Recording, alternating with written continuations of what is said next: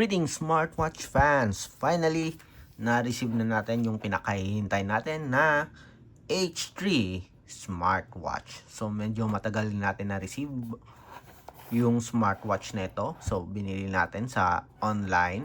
And sa video na ito, alamin natin, titingnan natin yung design. Kasama na rin yung specifications at yung features or yung menus. Ito, yung smartwatch nito ay very affordable and powered by Laxas Fit. So, titingnan natin, alamin natin kung ano nga ba yung mga features ng smartwatch nito, pati na rin yung design. So, kung may mga katanungan kayo about sa smartwatch nito, drop lang ng comment. And of course, support our channel. Like, share, at subscribe na sa ating nag-iisang Smartwatch Pinoy TV. Okay, so start tayo. Tingnan natin ang H3 smartwatch. So, very affordable smartwatch at loaded ng features. So, ano nga ba yung details dito sa ating packaging? So, H3.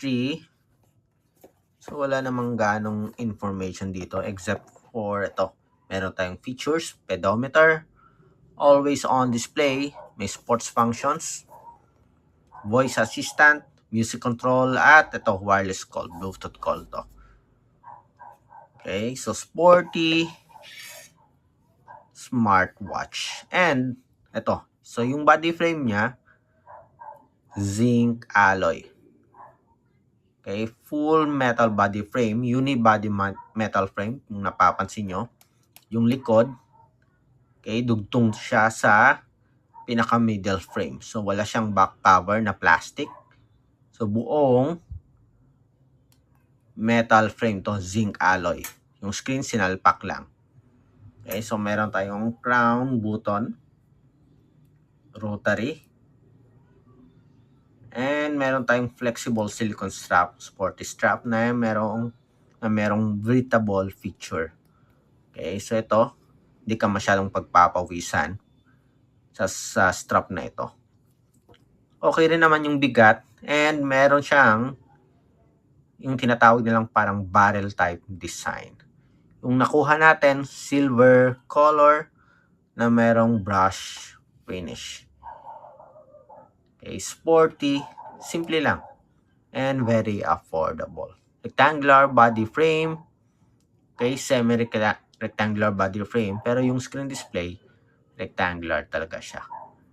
Okay, so ito yung smartwatch natin, ang H3 smartwatch, and ito yung packaging.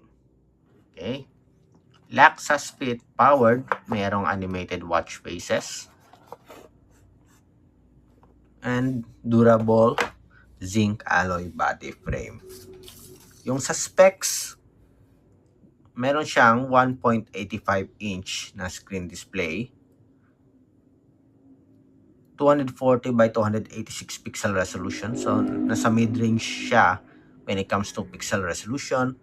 At merong 200 mAh battery, may built-in speaker at mic. And yung sabi ko nga kanina, it is powered by Laxas Fit.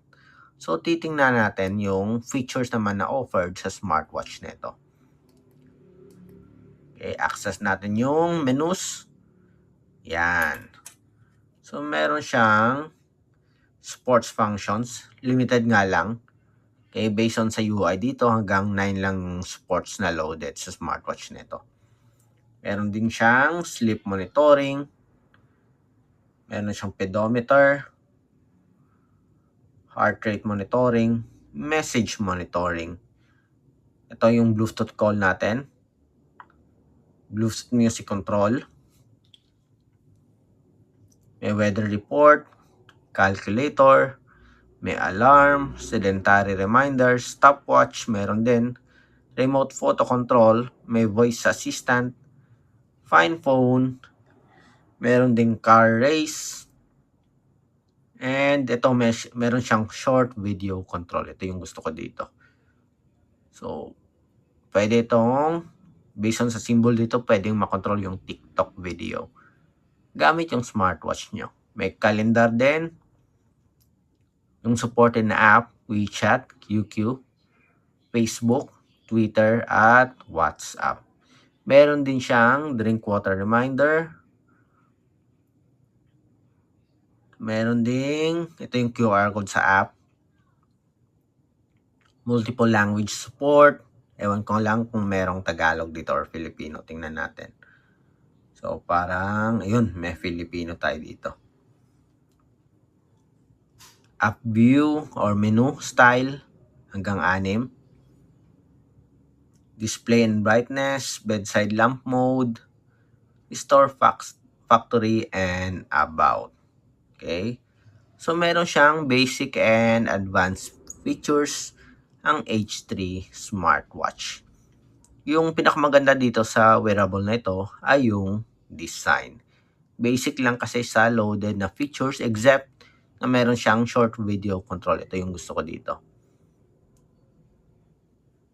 So, yung iba, available din to sa ibang wearable. Ilan lang kasi yung smartwatch na merong short video control at merong unibody design. And of course, sa price range, ilan lang yung smartwatch na merong zinc alloy body frame. Karamihan ay plastic or PC material. Okay, polycarbonate material.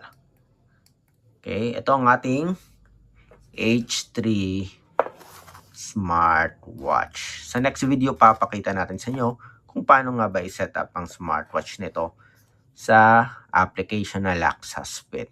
So, kung may mga questions kayo about sa smartwatch nito, comment lang sa baba. And of course, ganun pa rin, support po natin ang ating channel, ang Smartwatch Pinoy TV. Bye!